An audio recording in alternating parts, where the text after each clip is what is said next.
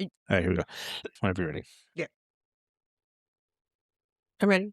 So whenever you're ready. Oh, I thought it's you were. already going? I didn't know it was going. I didn't see him press the button. I know.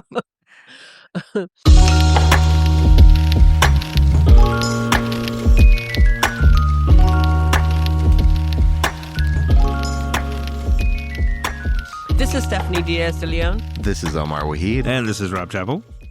And it's 365 Amplified. You're just not ready. I'm not ready today. I was ready when we got in, and I was like, why are we delayed so much? There are a lot of things going on. Yeah. It was like 5 minutes. I know. It wasn't even that delayed. I was just being facetious because it's part of my charm for the show. Yeah.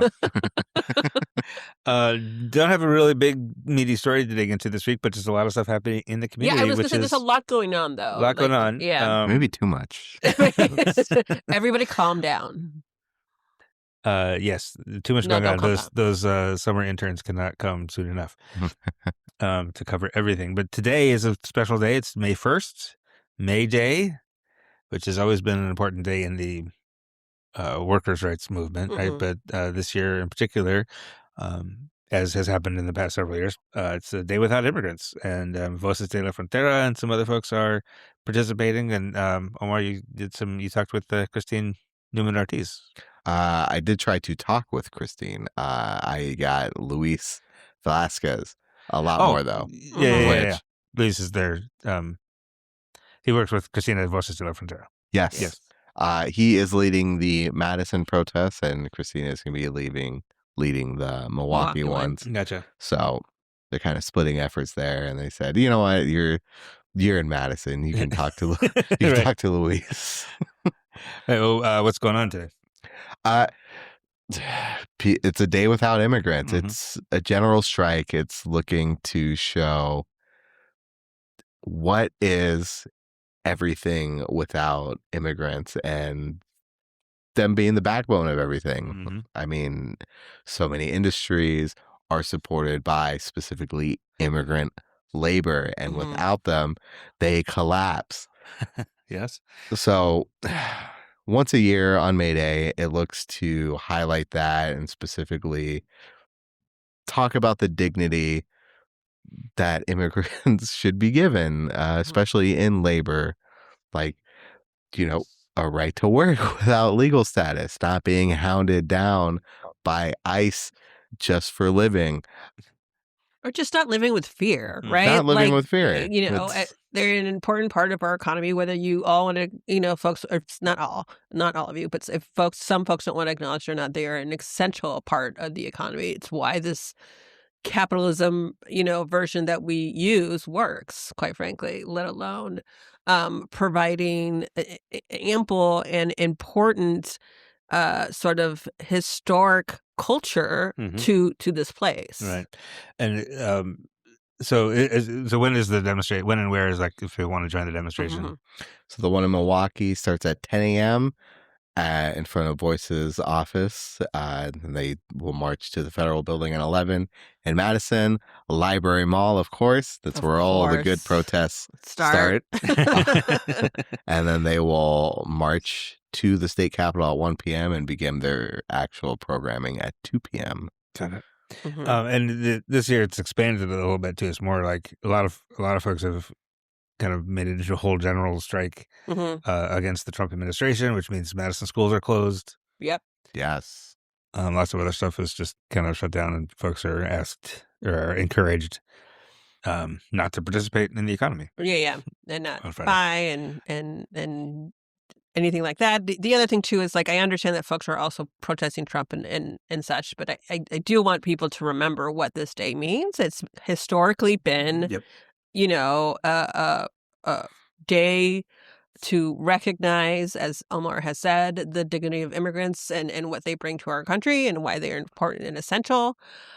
This is not just an anti-Trump thing, right? And when Trump is gone, this is going to continue on. Like, they continue to have this is a day. yearly thing. Yeah, this is something that we're doing every single year. It is not, I think it's interesting that, like, we sometimes because we are, some of us who aren't immigrants or who enjoy the benefit of immigrants, even in terms of how we protest on their behalf, but then also utilize and say Trump, and like we don't have to do that. We don't have to make this about Trump, but I understand that people may want to. I just want to make sure that this day is held sacred for what it is and what it will be even after this year and after Trump is gone. Yeah, we've been reporting on May Day and Day Without Immigrants every year since we started. So this year's no different. It's just it's sort of expanded a little bit to invite or to, I don't know, the white people have jumped into it. Yes. Maybe more so. But and also don't make it about yourselves. Yeah. Right? But like, in any work that you're going to do with social justice, you want to help uplift. So if you're doing it this year, I hope you show up next year and the year after that, even with Trump with like not in office. Right. Or even if that means that you don't spend money on that day. Right. That is also a way to contribute if you're not able to take off work. Don't spend money. Mm-hmm. Unfortunately, rent is due the same day. I know. And they're not really in agreement. Nobody in your landlord doesn't care. Now, speaking of migrant labor rights, the name Cesar Chavez has come up again. Mm-hmm. In that we talked a couple weeks ago, we speculated that Madison Metro would have to rename Cesar Chavez Elementary.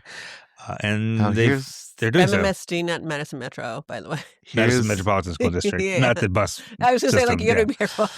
The buses don't name the schools. Yeah. Well, just in case.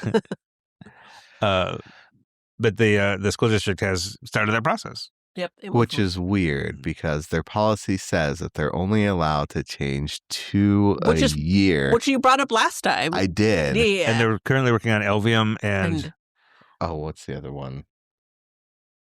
Not Cesar Chavez. No. That's the only way I can think of. Cesar Chavez? Are they saying that they're just starting the process now and the actual renaming will take place next year, maybe? Yeah, I was going to say, is the process starting now? Because they just the school board just voted for it, right? Yes. So maybe the process, like they're soliciting names, right? Suggestions right now. Yeah, yes. Which is my point that bureaucracy is made up. All of our rules are nonsense. Ooh, you can only do 2 a year. Oh, this time we'll do 3. Well, yeah. Yeah. We always tend to be able to make exceptions beyond policy when we need to. Especially for things regarding people of color.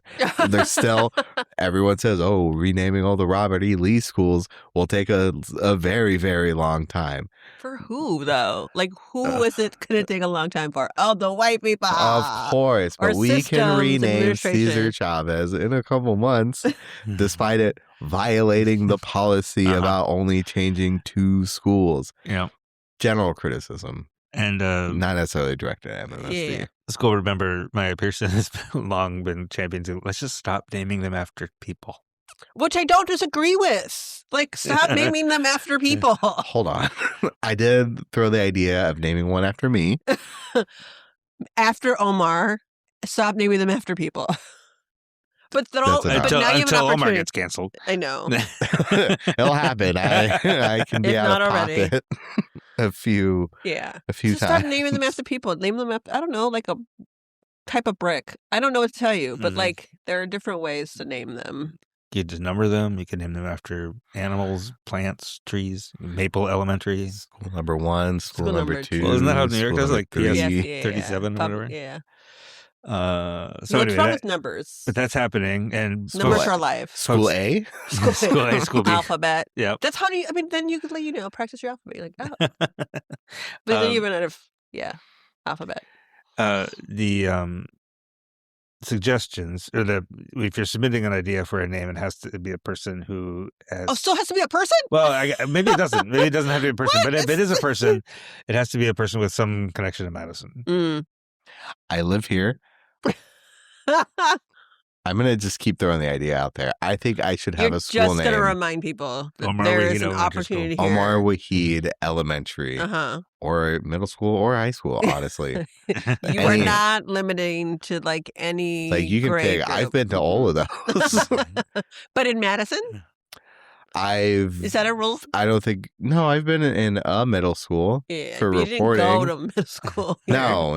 Oh. The ones in West Des Moines will name it after the tide of Madison doesn't have to be particularly strong, though. The what? The tide of Madison doesn't have to be like you grew up here. Like we were throwing out Stacey Abrams as an alternative. But again, I am born in Wisconsin. Yes. So family ties. Mm-hmm. Maybe you can name it Beltline Elementary. Why don't? I was sick looking at the Beltline. I was like, we can just name it after anything. Well, I promise, if you name a school after me, you won't have to change it. I'm not racist, and I'm not a sex pest. You heard that here first. This is a long-term safe investment. But he does say things out of pocket. Sometimes. Like that. Yeah. So anyway, that's we have the link up at Madison365.org if you want to hit that and make a suggestion for if you made a suggestion for Elvium and it didn't get taken, you can make the same suggestion for Chavez. Absolutely. All right. The other thing that's happening soon is next Wednesday, this coming Wednesday, I should say May 6th, is the Center for Black Excellence in Culture is opening for real. We've been talking about this for years. They've raised like $35 million to build it. And Omar, you and Dave got to look at the inside of it earlier this week and posted some photos. Yeah, they're gorgeous great photos. Yeah. Thank you. It's not very often I get to spend that long on photos, but when I do, other outlets ask to use them. Yes, other outlets ask to use your photos. Yeah. But what were your impressions? After seeing it so long, because it's down the street for me, and seeing all the construction going on, it's so much better than I thought. Really? Yeah, they've done an incredible job. It's a lot bigger than it looks. It looks like it's going to be a generally small building from just passing on the street, but you go there, everything is so expansive. It's such a colorful building. It's when we walked into the theater, because I was impressed the whole way through. When we walked into the theater, I was like, what? Yeah. And Reverend Alex G, he was like, thank you. That's the exact reaction I wanted. Oh, yeah. That's cool. Dave will have a preview. He's talking to Alex on yesterday, as he listened to this. And we'll have a sort of a preview article up Monday morning. And then the public is invited Wednesday at 11. Mm-hmm. There are a couple surprises that Alex G has in the building that he didn't want any outlet to show off. Yeah. So there's a couple sweet treats there if you show up. Mm-hmm. Very good. And then the stuff gets going there pretty soon. Like we're aware of a few events that are already scheduled for the coming weeks. So that'll be very cool. And it's just going to be kind of a gem for the South Side. It's kind of like the sort of the third of this trifecta of the hub here where we are, and Centro Hispano getting a new building, and then the Center for Black Excellence Culture really putting some new life into the South Side of Madison, which is very cool. We're just missing a mosque, and we'll have everything. You have it all. A couple other stories that we've covered this week. Some happy stories in Middleton. Chin Tian is a Mandarin teacher there who's been teaching Mandarin in the United States for about 10 years. And she was honored with the 2026 Heartland Chinese Teacher of the Year Award from the Heartland China Association. This is an organization that covers 21 states. And she was named the top Mandarin language teacher in that region. She was nominated by a parent, and then every nominee had to put together a little video, and most of the other teachers, their videos were their superintendent or their principal or their fellow teachers. In Middleton, they had nothing but students in their video, just singing her praises, and she ended up getting that award. And so I got to talk with her and a couple of her students, and what struck me is the students, when I kind of asked them, like, so why are you even studying Mandarin? And I was expecting, like, the world economy is changing and we need to be able to communicate with China. But it was all about, like, I like to travel, and it's really a really positive experience when you can speak with someone in their own language and just make, like, human connections, and people just light up when you try to speak their language, So it wasn't about economics really or career. It was all about human connection, which is really cool. And I didn't realize this, they have 4 full-time Mandarin teachers in Middleton. They start Mandarin in 5th grade, which is great. Which is very cool. And they're also going to start next year. They're going to start because right now, if you didn't start Mandarin in middle school, you can't really join it in high school because they start in Mandarin 2 in high school. But they're going to change that, so they're going to have introductory Mandarin 1 in high school now. So if you missed the boat in middle school, you can still jump in 9th grade. But it's very cool. It was very nice getting to know her a little bit. And then the other person I got to talk to this week was James Daniels, who we kind of mentioned last week because it was Independent Bookstore Week or Independent Bookstore Day on Saturday last weekend, and Omar did the piece on the very few Black-owned bookstores here in Wisconsin. How many are there again? 3. Right. Only 3. Only 3, y'all. Right. One of which is in Sun Prairie, which just opened last November. And it was funny, Omar mentioned that it was an NFL player who owned it. And then looking into it, preparing for the interview, I was like, I don't think that's the same guy. I don't think it's an NFL player, because I looked up James Daniels, the NFL player, and it's like he's still playing in the league. So why is he living in Sun Prairie opening a bookstore? And I was like, no, it's the same guy. Yeah. Trust me. It's surprising. And it is the same guy. He was playing for the Bears. He got drafted by the Bears out of Iowa. People can diversify, Rob. They don't have to just do one thing. Right. Well, they're eclectic. Okay, but why Sun Prairie? Oh, okay. Maybe that's why the big thing. That's the thing. Well, especially when you tear your Achilles and have to sit at your house with your foot up for 19 hours a day. Yeah. You have time to write a business plan. Turns out that's basically what he told me. Yeah. But he after the 2020 season, he had 1 year left on his rookie deal. His wife had 1 year left of graduate school at Washington University in St. Louis. So they're like, we need a place to be our off-season home and maybe our permanent home. So they just spent long weekends during that off-season, just trying to find a place, visiting cities. And Sun Prairie is the one they loved. Wow. And they found a spot where they could build a house, and that's where they landed. And then he would sign with the Steelers, and she finished graduate school and was working in occupational therapy, and then he tore his Achilles, and then she was like, I'm not sure I really want to do occupational therapy anymore because the field is changing and stuff. And she just came from this family of readers and wanted to open a bookstore. And he's like, well, I'm sitting here with my torn Achilles. Seriously, I have time. I have time. I have time. So, and then he ended up signing with the Dolphins the following season, and they ended up opening their store on November 1st, which was a Saturday last fall, which was the Dolphins had a Thursday game, so he would have been off that weekend.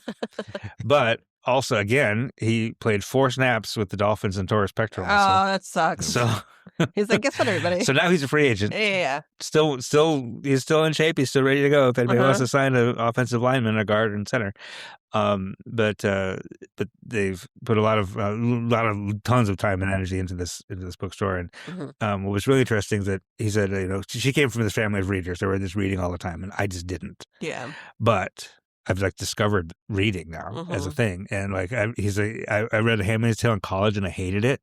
And then I read it on my own last year, and it was amazing. Yeah. When you don't have to do it for class. He was in the University of Iowa, a renowned literary school, right. The Writers' Workshop, a world-renowned program. Which it is, writing. absolutely. The Iowa City Book Festival, which is also a world-renowned book Such a big festival. deal. He's like, yeah. I'm just now feeling. But he actually said, I want to get more men reading. Because he's literally 85% of our customers are women. Yeah. But when he had a little book club that he led a book club about Razor Blade Tears, which is this thriller novel, and he's like, and half that group was men.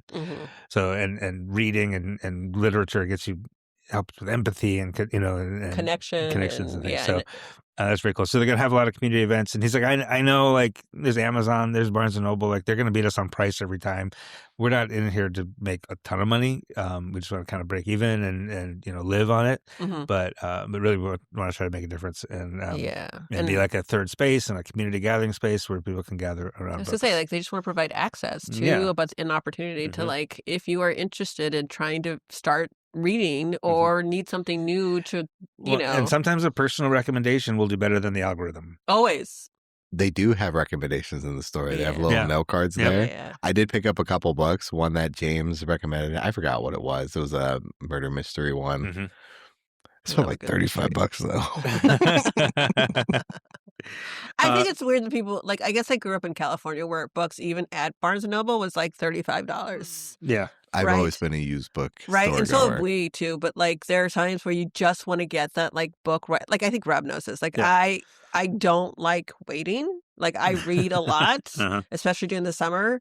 And if I know a new book's coming out, I don't like to wait. So I will spend $35 and then like I'll give it away because then I feel like it'll like return to the world one day to somebody, to whatever.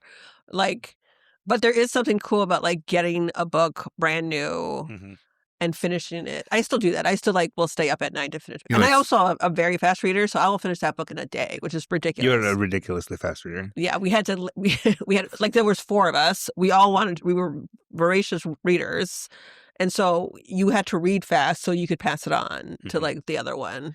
They do have they've got a partnership with another company where they can sell audiobooks and nice. like ebooks, e-editions. And what I've found interesting is 10 years ago, maybe even like 15 years ago, when Kindles first became a thing, everybody was said print is dead. There's never going to be another print book. I could never do. But that hasn't happened. No, I don't give a crap about. I get it. Why people it's accessible in different ways. You know, I absolutely understand it. You could even check books out digitally from the library, which I love.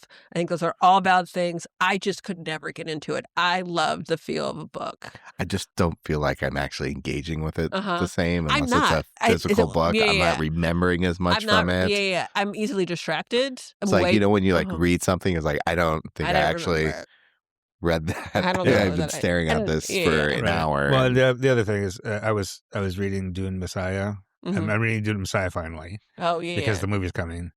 And I was reading in the bathtub and the book fell into the bathtub and I was able to like dry it out. And now it's all puffy, but I can still read it. But if that was a Kindle, I'd be dead. The Kindle would be toasted and I might be dead too. I mean, yeah.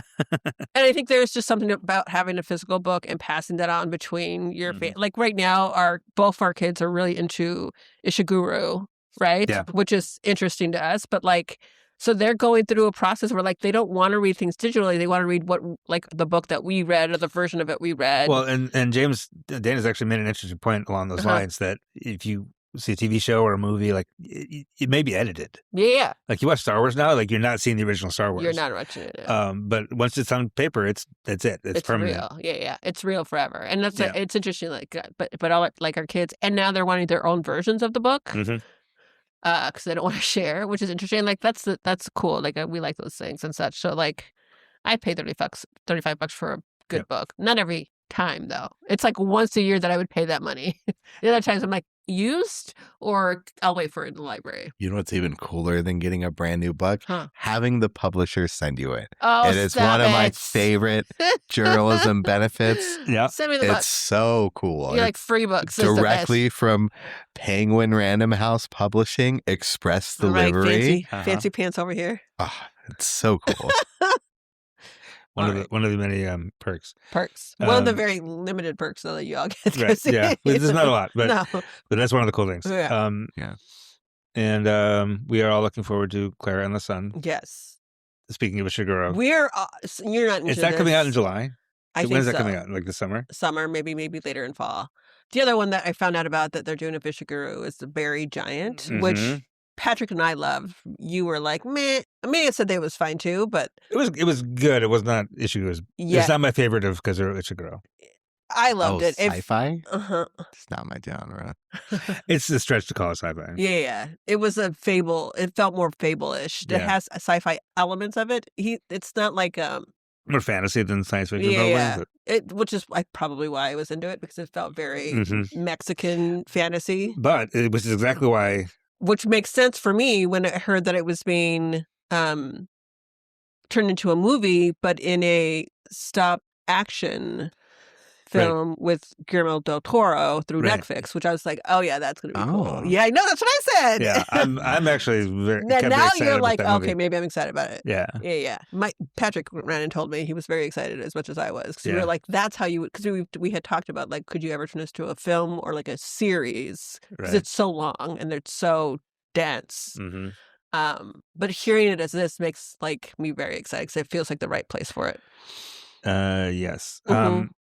Okay, well, a couple last things before we go to a break. And then speaking of literature, we have our guest today is Jeff Oloizia, which is the former New York Times editor, current Madison magazine writer, who is hosting a new podcast called Writing Forward, all about Wisconsin, writing in Wisconsin writers, which I'm very excited about. And we had a good chat about that. But two last newsy items. At the state Supreme Court, it's funny, last week I got a notification that I had been added to a group on Google called Pedro Colon Press. And I said, he's running for Supreme Court. Okay. And they made that formal announcement this week. Okay. Pedro Colon, the Wisconsin Appellate Court judge, who's been on the bench for 13 years, close to 15, I guess, is running for state Supreme Court. Lindsay Brunette, a Clark County judge, announced she was running like the day after this past Supreme Court election. But Annette Ziegler, a conservative justice on the court, and she's retiring next year, so it'll be about a year from now. Next April will be the election. Pedro Colon was the first Latino person in the Wisconsin State Assembly, all the way back in 1999. Then was later appointed to the bench and has been on there since 2010, and is running for state Supreme Court. So we'll watch that race shape up. So far, it's 2 Democrats. Yeah. Although it's a nonpartisan race, supposedly, but it could take the what is it right now, 5-2? So it could end up being like a 6-1 majority for the Liberals next year. As far as I know, there haven't been any conservatives jumping into that race yet, but I'm sure there will be. And then Supreme Court news on the national level that we just want to touch on.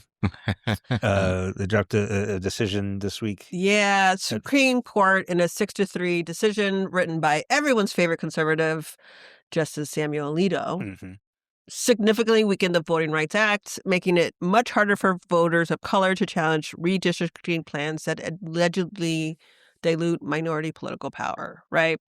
It guts the 40-year precedent by requiring plaintiffs to show evidence of intentional discrimination, not just discriminatory effect, which is an incredible change, right, to win a Voting Rights Act redistricting case. Of course, that pretty much makes it almost impossible to win since... Yeah, because lawmakers leave a paper trail. Right? Like, that wasn't racist. I'm not racist. I have black friends. How do you have a paper trail of or how do you prove discriminatory intent, right? Unless they're on Facebook saying like, we're doing this because we don't like the blacks, or use some sort of language like that or something like that, or, it is incredibly difficult. Yeah. So it struck down the case was around Louisiana's congressional map, which had created a second majority black district following an earlier Voting Rights Act challenge. And the district is currently held by Democrat Cleo Fields in that area. It also elevates partisan gerrymandering as a defense, which I think is important that folks don't, if you don't read the whole thing. That's interesting. Plaintiffs must now show they can draw a majority-minority district while still preserving whatever partisan advantage the legislator was trying to protect. Because partisan gerrymandering has been okay. Yep. Legal. Maybe not okay, but legal. Whereas racial gerrymandering is not. Yeah. Until now. Well, and it incredibly impacts the South. So, Republican-controlled states in the South and elsewhere will be able to eliminate majority-minority districts currently required under the Voting Rights Act. One redistricting area, it's like they could have about 70 seats withdrawn after the 2028 elections, just for folks to understand. After 2028? Yeah. Maybe even by the end of 2028, actually. Yeah. But not everything will impact necessarily in 2026, right? Like, Right. so, but by the end of 2028, there could be about, goodness, 70 seats redrawn, mostly in the South. Well, that's fun. Hold on now. Milwaukee. Milwaukee, Return of the red line. I mean, yeah. It'll be interesting to what happens and how much map drawing happens between 2026 and 2028. I know people feel like these things at the Supreme Court level seem so far away, but again, even at the federal level, it has incredible impact at state levels, especially, in terms of future elections. Absolutely. One last thing that just reminded me of is we said Milwaukee. That we mentioned a couple weeks ago that District 1 is probably the only district in Wisconsin that's really up for grabs. Oh, sure. It's in the southeast part of the state, and Iron Stash, Randy Rice is running against the incumbent Brian Steele. Another candidate announced on the Democratic side, Peter Burgeless, is going to run in the Democratic primary to represent southeast Wisconsin, which is like all the way southeast, like Racine, Kenosha, right? Mm-hmm. The interesting thing is he's a Milwaukee alderman, but he's going to run. But because federal law says you don't have to live in the district that you represent. You're all messy. Oh, so this guy with 8 other Democrats already in the race to represent the first congressional district. He's just messy. This guy decides to jump in from Milwaukee.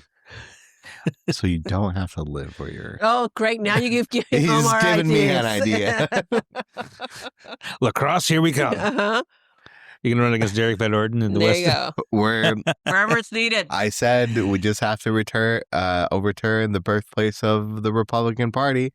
Turns out I can do it from Madison. That's what they're going to start saying now. Yep. So anyway, I just thought that was interesting. Funny. And like none of the early coverage says Milwaukee alderman. Like the headline is Milwaukee alderman runs for first congressional district, and nobody mentioned that he doesn't live in the district. And I tried to bring that up in Facebook comments, and people were like, you don't have to live in it. Like, I know, but you, as a journalist, you can ask that question. Yeah. I mean, you should. It should live in the place. At least have a vacation home up there. You probably should live in your district. And also, if you're a journalist, you should ask, hey, you don't live in that district. Is that okay? Yeah. So anyway. And before we go to break, I just want to jump in here. This is I'm jumping in from the future. We had a story that kind of broke after we get done recording the main part of the podcast. So I'm just hopping in here to catch you up to speed on that. An employee, a program coordinator at Public Health Madison, Dane County, and Jacob Neeson, who we know from, his name came up when we did the whole Kaya Clinic story, right? The harm reduction center that was supposed to be built that ended up not being built. He wasn't implicated in that exactly, but his name came up in some public records requests and emails. So that's how we know that he works with Public Health Madison, Dane County with populations struggling with addiction. He does some data with regard to overdose fatalities. He has worked with treatment centers, rehabs. In fact, he was suspended for 15 days from his job for doing work for a private nonprofit rehab center during the workday when he was supposed to be on the clock for Public Health Madison, Dane County. He was doing private nonprofit work on government time with government resources, which is, you get in trouble for that. That suspension was ultimately reversed on appeal, but that was an area that I only mentioned that to make clear that this guy was working in the rehab treatment, the addiction treatment sector, and was recently, on Tuesday, was arrested, and on Thursday was charged with 1 count of maintaining a drug trafficking place. Now, I wasn't sure what that meant exactly.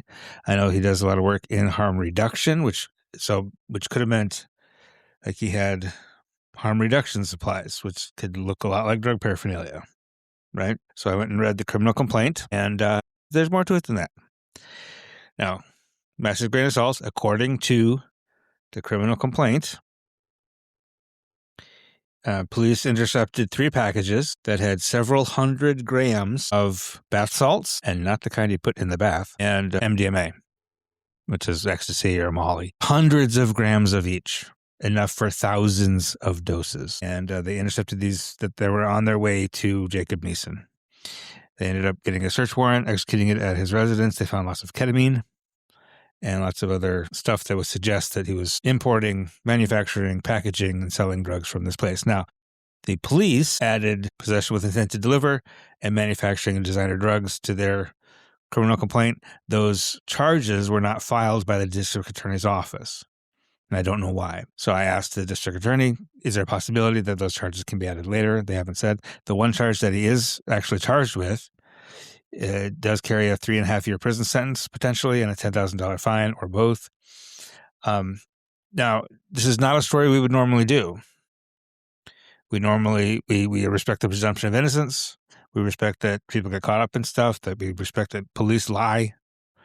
So we don't normally name defendants when they're discharged. However, my concern is, my question is this a person who had access to vulnerable populations through his job with the government? Public Health Madison-Dane County is a joint venture of the city of Madison and Dane County. He was basically a city of Madison employee, like he used city of Madison resources while being employed by this joint agency. So did he use that public trust to gain access to vulnerable populations to sell them drugs to which he knew they were addicted? That's my question. Now, I know from just emails back and forth, I know what his general job duties were, like his general area of his job, but I don't know whether he had direct access to vulnerable populations, people struggling with addiction, through his job with the county or with PHMDC. I asked PHMDC that. They said, we can't comment. This is an active investigation. So the other caveat when we do a court story like this, and it's often said in community journalism especially, don't report on the arrest unless you're going to report on the trial. And I do intend to do that. I do intend to pursue this because I think there is potentially a pretty significant breach of public trust. So I will keep tabs on this, on the process as it goes through the process. And so that is that. And with that, we're going to take a break. And that story, if you want more information, the story is up at madison365.org. We take a break, and when we come back, Jeff Oloizia will be here.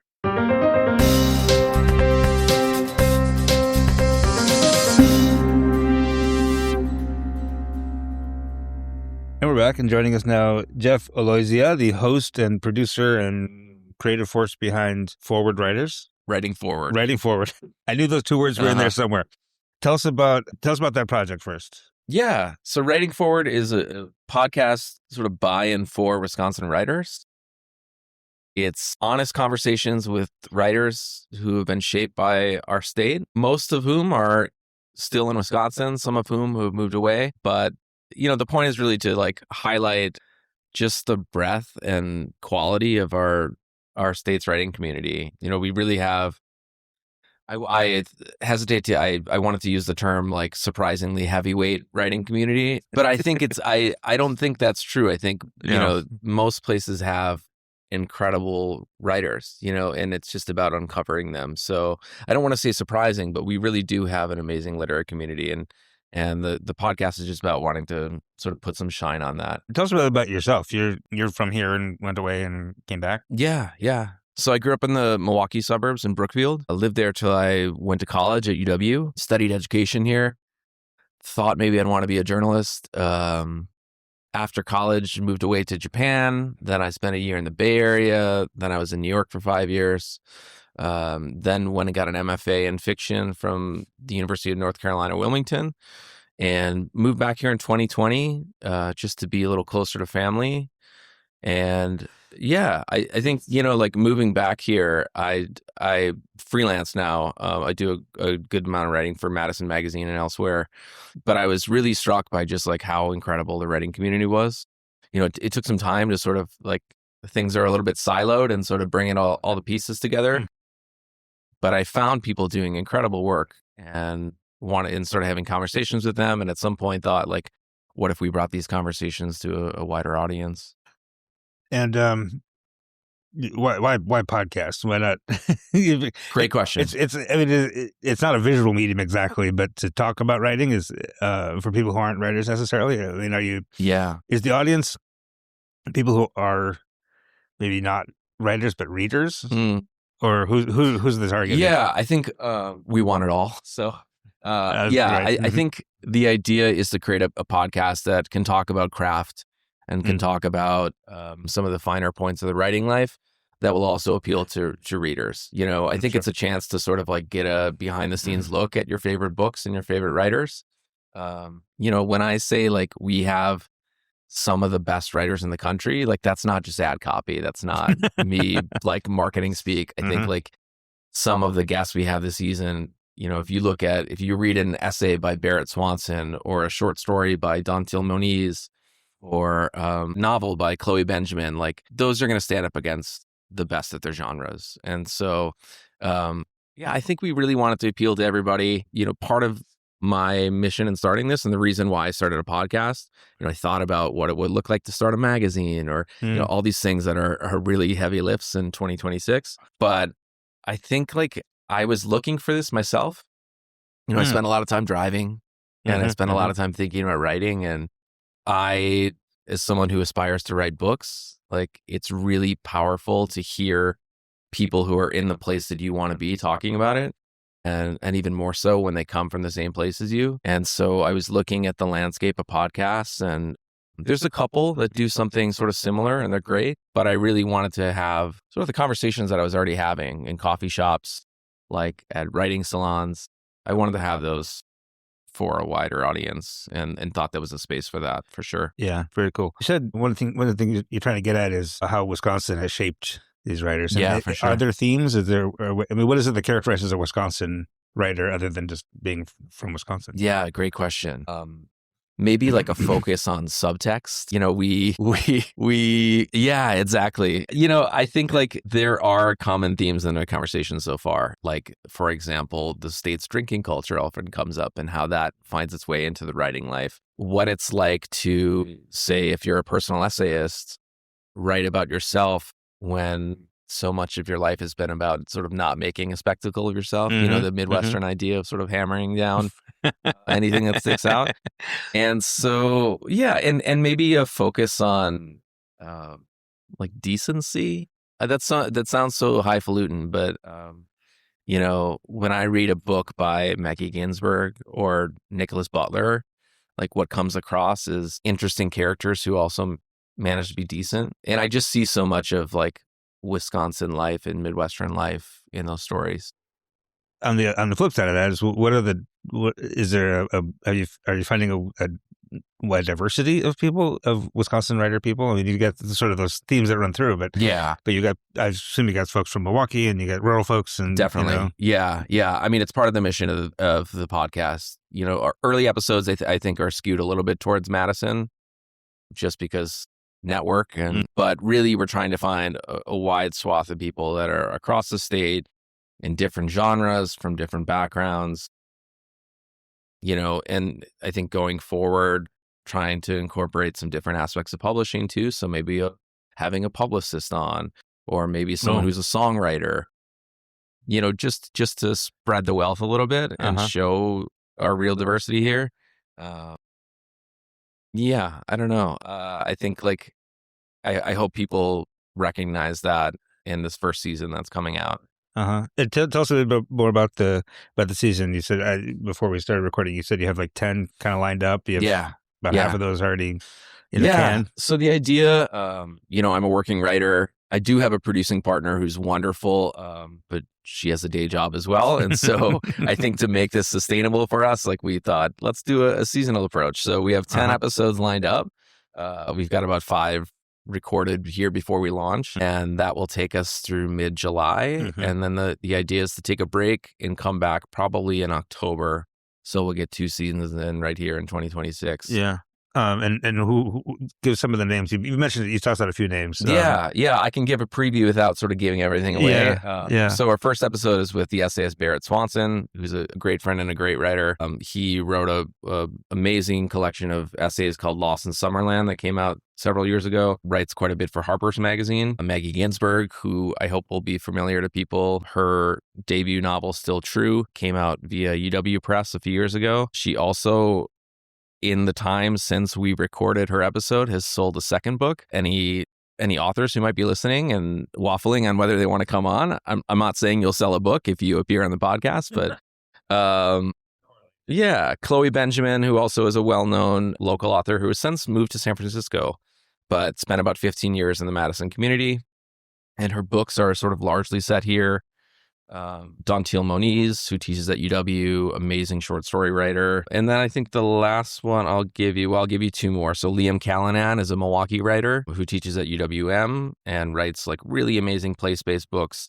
And then to close out the season, we'll have Nicholas Gulig, who is a poet who lives in Fort Atkinson and was previously the state poet laureate. Just amazing guy, amazing thinker. Yeah, really excited for that. There's so that is a wide breadth of folks, of essayists, poets, novelists. You know, people think I identify myself as a writer just because like that's how I came into journalism. Yeah, from wanting to just write, and I think maybe listeners will benefit from kind of understanding the different approaches to creating language. Yeah, I hope so. You know? Again, I think we want this to be appealing to readers as well as writers. Mm-hmm. You know, my aim, I think, is first and foremost to have interesting conversations, and that sort of shaped the lineup of the first season of just people who I know can talk as well as they can write, and are fun thinkers. Not always the case. Yeah, I mean, you know, part of my sort of hot take I have about the writing community is like I love going to writing events, and I don't love a reading because increasingly as I get older, I just want to hear people think out loud, like people who I think are really great writers and thinkers. Mm-hmm. And so this is a chance to do that for, 45 minutes to an hour each episode. Yeah. I would hope that either this will encourage people to find other outlets for their interests, whether it's a reading group or a writing group, but also maybe it can serve as like a little bit of an introduction to getting an MFA or a whatever degree in creative writing, which sounds sort of highfalutin, but I promise that will not be because of me. It will be because we have just like a sort of pyrotechnically intelligent and empathetic group of writers lined up. Mm-hmm. I often say that writing is a little bit like running, that almost everybody can do it, but very few people can do it for a living. Yeah. Right. It is a really specific talent that you're born with and skill that you hone. Right. And requires endurance in much the same way. Yeah. Sort of masochism. Yeah. Yes. Listener. Yes. Tell me about your journey into writing. When did you sort of come to realize like I'm a writer? This is what I want to do. That's a great question. I loved writing when I was young. I think like growing up, I had really supportive parents and teachers, but I didn't have examples in my life of like people who were writing books. And so it took a long time for me to feel like that was something that was available to me. So I had a slightly more traditional route. I think because I didn't have a creative writing degree, and I frankly didn't know what an MFA was until I was probably well into my 20s. Yeah. I went to New York, decided I wanted to work in journalism, and really lucked out. I got 2 internships like within a week of moving there. One with Time Out New York, which is I think now exists only digitally. Mm-hmm. And then a magazine called Interview Magazine that was started by Andy Warhol in the 60s. And those were like 4-month internships. I sort of alternated going to both of them and thought after 4 months I was going to have to get a bartending job. And then someone came to me on my last day of my interview internship and offered me a job. And then from there I went to the New York Times and really like got a PhD in journalism from the people there, just surrounded by amazing people. And then at some point then sort of got a tickle that I wanted to write a novel, which was always a goal of mine. So as I was getting into my 30s, I decided like maybe this MFA thing is for me. I had a managing editor who like was supportive and talked me into that route. And so went to Wilmington, North Carolina from there. But so, sort of circuitous, but it like moving, especially from New York to North Carolina, and all of a sudden having a house with a porch and like being like, what do you mean? I just like, my assignment is to write and then talk to writers all day about work. I love that aspect of it. And I love the sort of community aspect of it. And I've been seeking it out ever since. You said you went to college for education? Yeah. Was that because that was my route too. Like, I was like, if you want to be a writer, you're going to have to be an English teacher for your real job. Yeah. And I didn't even, I got through like the first 2 semesters of like basic education classes. Never even got to like student teaching. I just like observed a classroom and I was just like, oh no. Yeah. I cannot do this. This is terrible. Did you finish like education degree or did you like? I did finish my degree. I come from a family of educators. Oh, okay. So my parents are both high school teachers, now retired. Aunts, uncles, grandparents. And so I have such a reverence for the profession. And like you, I got in the School of Ed at Madison, went through my classes. I did it's like a year and a half of student teaching, or at least it was at the time. And so I taught all over town and like, just saw what I think like it. I tell people like it wasn't that experience that made me think I didn't want to become a writer or the students or anything like that. I love that part of the job. I saw what it was going to require of me very clearly. Yeah. To be a good teacher. And I was like, I just don't have it. I cannot give that. And so, but having that degree was a wonderful life experience and also prepared me to teach during my MFA and to, teach creative writing classes and speak in public and that sort of thing. So no regrets there. I had my English teacher in high school was like, also my neighbor and had always indulged, and I'd always like, since I was like 9 or 10, he would like read my short stories and like give me feedback, which is awesome. So I just wanted to like follow his footsteps. That was like the whole thing. Same. I always thought I would be like, I would move back to my hometown. I would be an English teacher in my high school and coach football. And, life went in a different direction. I was also lucky to have a professor in college who had been a technical writer, like professionally. And that was like the light bulb for me, like, oh, this is and she was just like, no, this is a job you can do. Yeah. Like all the written words in the world, somebody had to write those now, and so like, and I was like, oh. Yeah. Oh, okay. Right. So I can do this for real. I don't know that people have enough exposure to that. Like I think that's also part of the mission of the podcast is to talk really honestly about the writing life. I think I'm thinking off the top of my head, we might have like 2 writers, 2 or 3 in the first season who write full time. And, it's no knock, but it's either like they have support from a spouse or they, in the case of someone like Chloe Benjamin, she's just like had incredible success as a writer, but that is such a rare experience. Yeah. Especially on the creative side. So I'm hoping that in talking to people about like how they balance their writing life with their professional life, it might sort of unlock some ideas for folks too. And I've also found it's the odd, really odd thing, and I don't know if you've experienced this or heard it from other people, but when you're writing professionally, like I do, like writing news, it's actually kind of hard to flip the switch and write creatively. Oh yeah. Like I haven't written a poem in probably 15 years. Yeah. That was my thing. When I was like, I can remember being like 20 and telling my dad, a very pragmatic, small town Wisconsin businessman dad, that if I'm going to be remembered, I want to be remembered as a poet. Yeah. And he tried so hard not to look disappointed. He was very supportive, but I did that. I put for a while I was doing other kinds of jobs. Yeah. And then you get into writing as a job, and it's hard to go to be. When I'm writing nothing but facts and truth all the time and to like make something up, I don't know, it's a challenge. Yeah, for sure. It's part of the reason that I left being an editor in journalism. I think I loved that job. It was challenging every day, but I was spending so much time with other people's writing that whatever sort of creative muscle I had was so atrophied by the end of the day that I just didn't have the energy to work on my own writing. Right. And so I work now and I have a day job in communications for a nonprofit here in Madison. That's wonderful. And for whatever reason, I find that it leaves me with just enough juice at the end of the day to work on my own stuff. Right. But it is a real challenge. Like those are different. They're different like activations of the same muscle, like doing sort of technical writing and doing creative writing. And like, if there's not if you just work it too hard during the day, it's really hard to claim any back for It yourself. is. And not that I'm complaining about my job. Because I get to do this. I get to talk to folks. I get to write. And I get to make my living by doing the one thing that I'm actually any good at, is writing.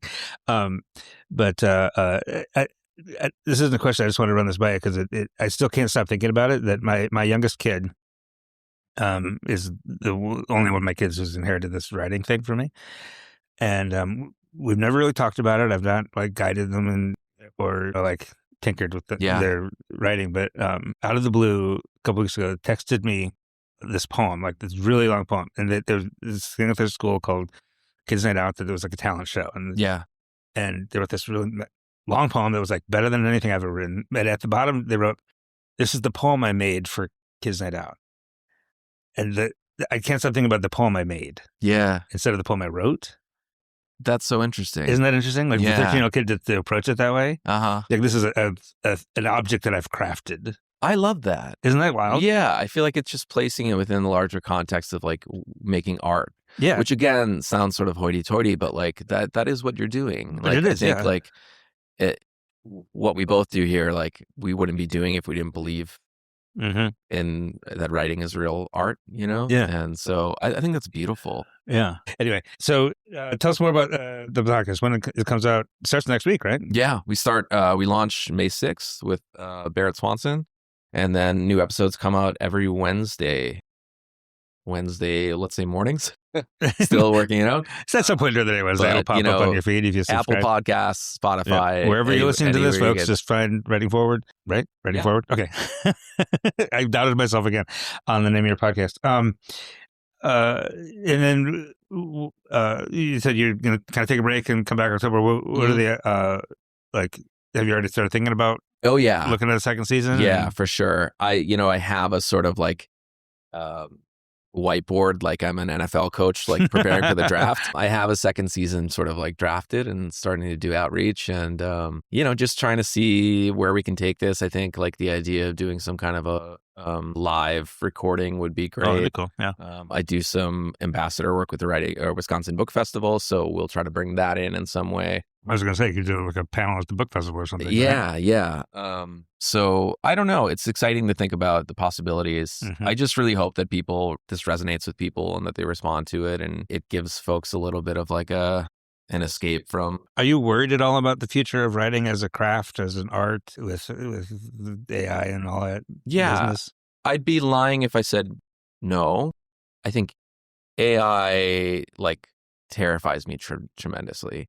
I wish that we had sort of had that like grace period with new technology where we could all just play with it without having to sort of fall in one camp of like, this is going to destroy humanity or it's going to be our savior. Yeah. I've had to, I think, put real guardrails up in my own life in terms of my creative work. And, but I don't know. I think like as long as people want to express themselves, like writing is going to exist.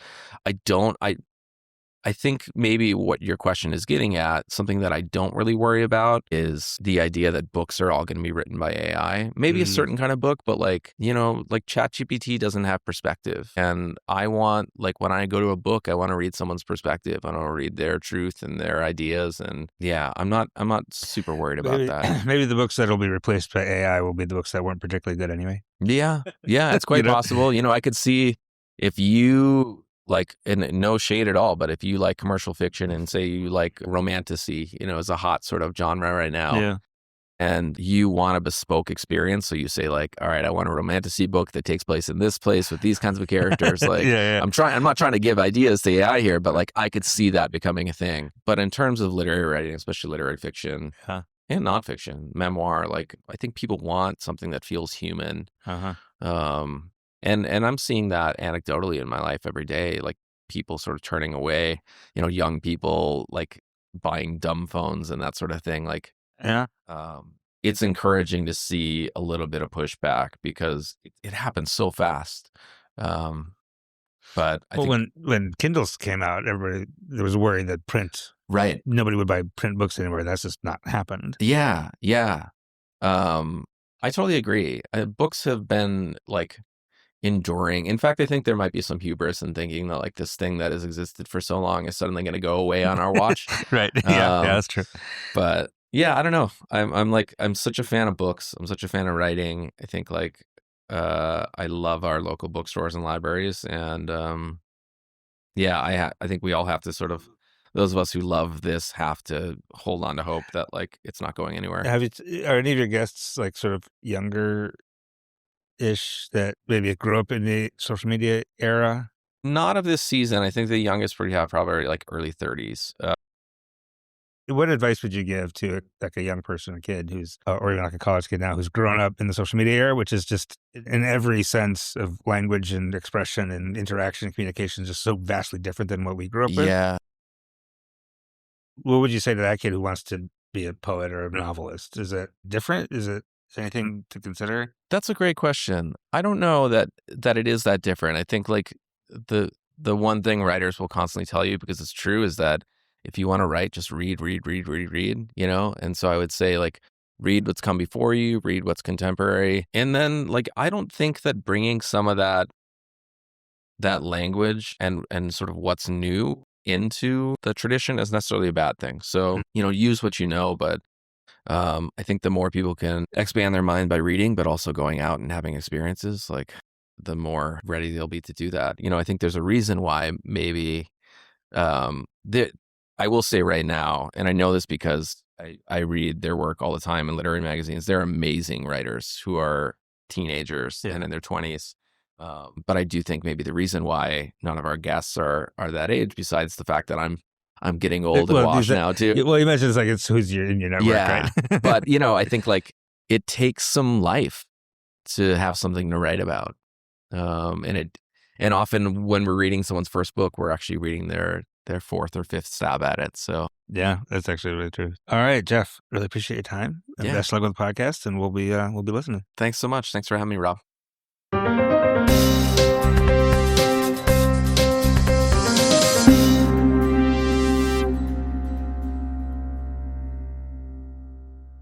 And we're back, and we're going to head right into our question of the week, which we have not heard yet. Well, so you left the room, so we talked about it.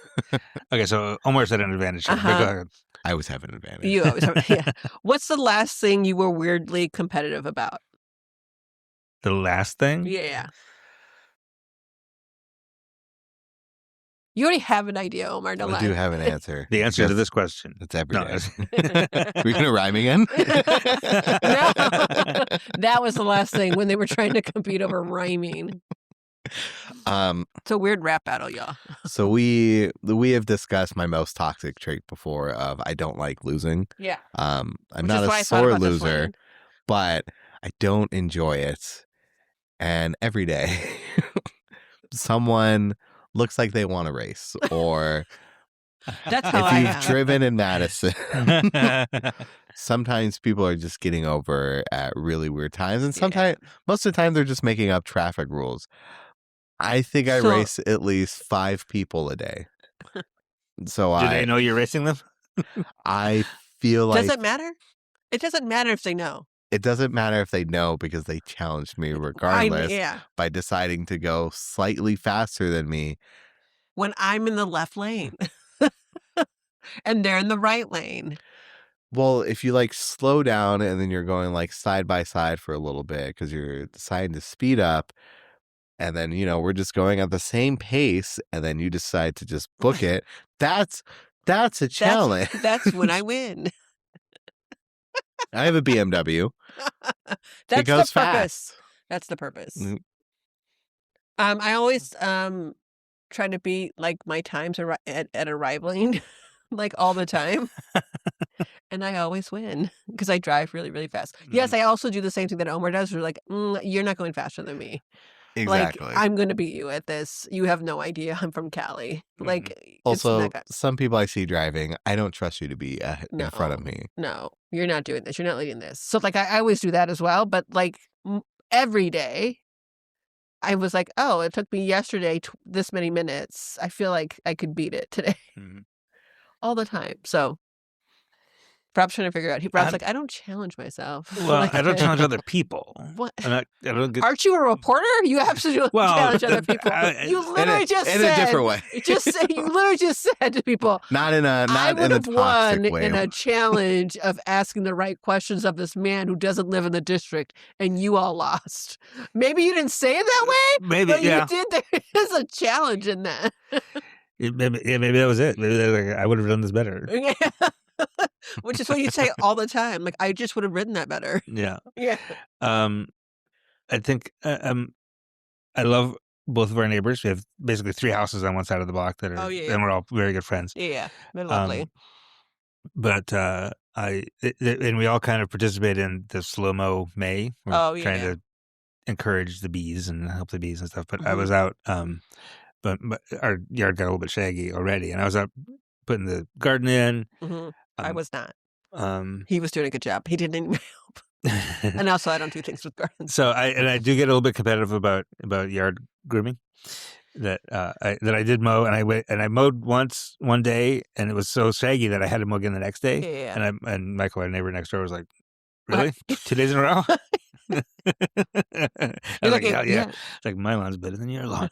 Not that anybody was like doing that, but no, not at all. And I will have the biggest pumpkins and the most zucchinis. You might be the only one that does it, though. I don't think anybody on either side. Because they know they can't compete with me. Exactly. They don't even try. See? And you will. You will have the weirdest pumpkins, the big, like, too many pumpkins and too many squashes. And I will offer their children jack-o'-lanterns come October. If it makes you feel better, the neighbors at my parents' house, they also do the same thing, and they do have the best lawn. It is irrefutable. Like, we don't know how to win. Yeah. It's fine. Yeah. I don't have to do anything, so you are more than welcome to compete. And I drive so fast, Rob gets everyone on time. Yeah. So, it's good, everybody. We'll be back next week. 365 Amplified is produced and edited by me, Rob Chappell, and is a production of 365 Media Foundation, a nonprofit, local, independent media organization in Madison, Wisconsin. Wherever you're listening to this right now, hit the subscribe or follow button to get new episodes every Friday. And between episodes, get your latest news at madison365.org and follow us on Blue Sky, Facebook, Instagram, LinkedIn, and Threads. Wherever you get your news, we'll be there.